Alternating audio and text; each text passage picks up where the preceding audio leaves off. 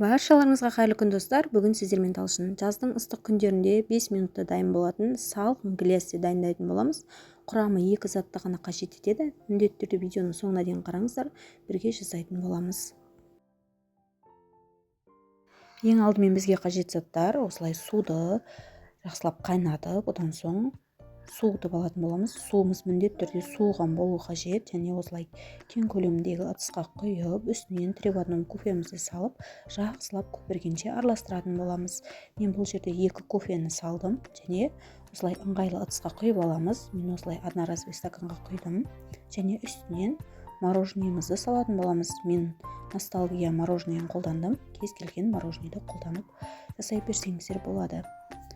Ыстық күндерде балаларыңызға немесе өздеріңізге осылай жасап ішіп көрсеңіздер өте керемет болып шығатын болады. Менің парақшамды жоғалтып алмас үшін каналыма тіркеліп қоюды ұмытпаңыздар. Міндетті түрде осы рецепті жасап көріңіздер. Дәмі деген енді өте керемет болып шығатын болады. Міндетті түрде жасап көріңіздер. Құрамы барлық үйден табылады деген ойдамын. Сіздермен болған талшын. Келесі видеода кездескенше астарыңыз дәмді болсын. Алда бұдан да қызықты видеолар салатын боламын.